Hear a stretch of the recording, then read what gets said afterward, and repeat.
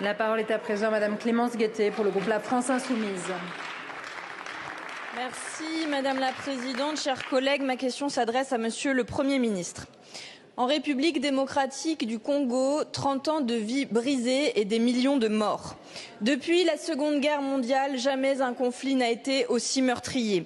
Le M23, milice appuyée par l'armée rwandaise, poursuit chaque jour son offensive et chaque jour donc en RDC, des enfants sont exécutés, des femmes sont violées et des êtres humains sont torturés.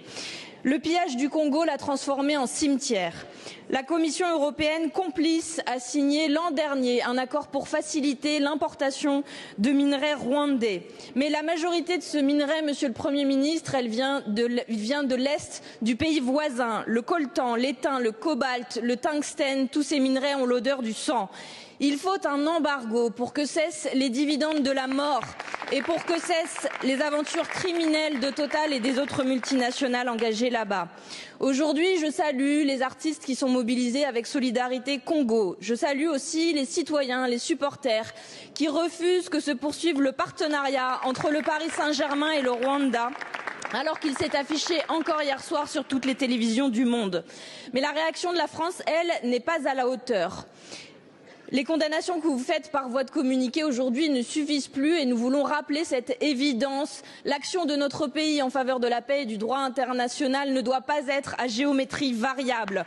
En RDC, comme partout, les criminels de guerre doivent être poursuivis et jugés. En RDC, comme partout, les frontières doivent être respectées.